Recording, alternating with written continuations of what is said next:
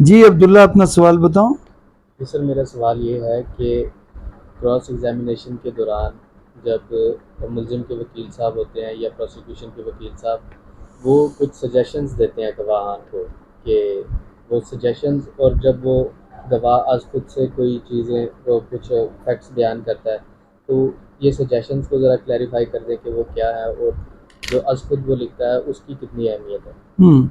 دیکھیں، examination chief میں کے مطابق آپ نے کراس ایگزامینیشن کرنی ہے، لیکن بعض اوقات ایسی سچویشن ہوتی ہے کہ آپ صرف سوالات کر رہے ہوتے ہیں کہ بتاؤ بھئی یہ کیسے ہوا تھا، یہ کیسے ہوا تھا، یہ کیسے ہوا تھا.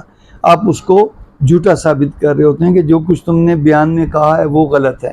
لیکن بعض اوقات وہ آپ کی بات نہیں مان رہا تو آپ اس کو سجیشن کی صورت میں بتاتے ہو کہ دیکھو بھئی، کیا یہ بات صحیح ہے کہ یہ جو ملزم ہے یہ تو کراچی کا رہنے والا ہے، یہ تو اس وقت کراچی میں جو ہے وہ کسی جگہ پہ موجود تھا، آپ نے کہہ دیا کہ اس نے لاہور میں جرم کیا.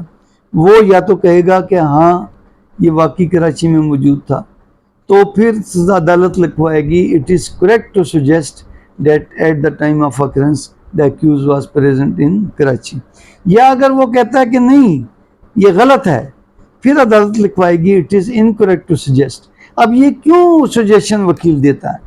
یہ وکیل اپنا کیس بنا رہا ہوتا ہے، اپنا جو اس کا ڈیفنس ہوتا ہے وہ گواہوں کو پٹ کر رہا ہوتا ہے. وہ پٹ کرنا ضروری ہوتا ہے کہ بھئی آپ نے گواہ سے یہ بات پوچھی، بھلے وہ انکریکٹ جواب دے دے کہ جی یہ غلط ہے، لیکن آپ نے اپنا کیس پیش کرنا ہے، آپ نے اپنا ڈیفنس. بعض اوقات آپ سجیشن کی صورت میں کچھ باتیں پیش کرتے ہو اور کچھ پھر 342 کے بیان میں دیتے ہو، اور کچھ چیزیں آپ 342 کی سٹیٹمنٹ کے بعد جب آپ کو ملزم کو گواہ کا موقع ملتا ہے تو وہ اس وقت. یہ آپ کراس ایگزامینیشن کی، اور آپ ہماری اگر اس چینل پہ جتنی بھی پرانی ویڈیوز پڑی ہیں اگر آپ بار بار دیکھیں، بڑی تسلی سے دیکھیں، تو آپ کو وکالت میں بہت کچھ سیکھنے کو ملے گا. اور اگر آپ کے ذہن میں کچھ سوالات ہیں تو اگر آپ ہمیں سوالات کریں گے تو ہم ان کے جواب دیں گے، اور کچھ ہم آپ سے سیکھیں گے اور کچھ ہم آپ کو بتا پائیں گے. آپ کے سوال کا دوسرا حصہ ہے کہ از خود کہنا، تو میرا سوال کچھ اور ہے اور وہ جواب اس سے ہٹ کے اپنی مرضی کا کوئی جواب دینا چاہتا ہے. تو پہلے تو وہ جواب دے گا.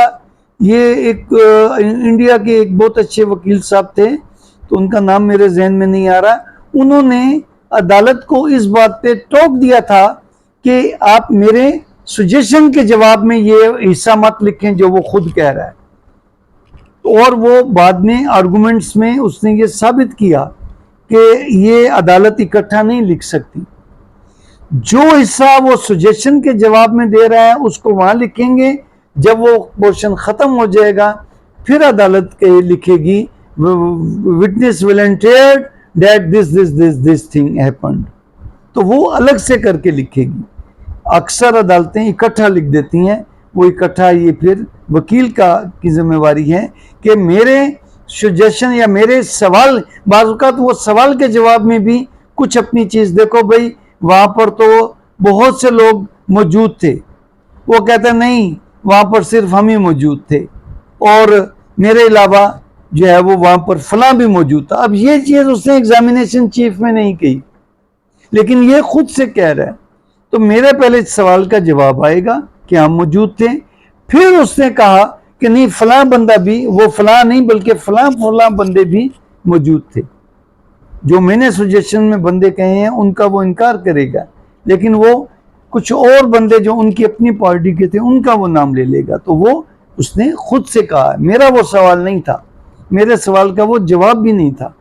تو اس لیے جو سجیشنز یا سوالات میں کے دوران گواہ اگر بہت ساری چیزیں خود سے کہتا ہے سوال کے جواب کے علاوہ، تو وہ از خود اردو میں کہتے ہیں اور انگلش میں اس کو کہتے ہیں کہ وٹنس volunteered، اس نے اپنی طرف سے کہا. کلیئر؟ آپ سے ریکویسٹ ہے کہ آپ بھی ہمیں سوالات بھیجیں تاکہ ہم اس سیریز کو آگے بڑھائیں. ہاں، اور باقی کچھ دوستوں نے لکھا کہ سر کراس ایگزامینیشن آپ نے بریک لگا دی.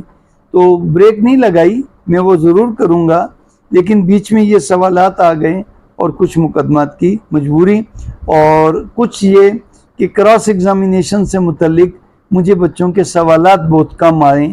وہ سوالات آئیں تو پھر میں ان پہ کوئی نئی ویڈیو بناؤں، ورنہ جو اس کے میں نے جو سوچے ہوئے تھے اس کے پارٹس وہ میں ضرور بناؤں گا. انشاءاللہ میں اس کی تیاری کرتا ہوں، مجھے اس کے لیے وقت چاہیے، تو میں انشاءاللہ کراس ایگزامینیشن بھی شروع کروں گا. آپ بھی اپنے سوالات ضرور بھیجیے.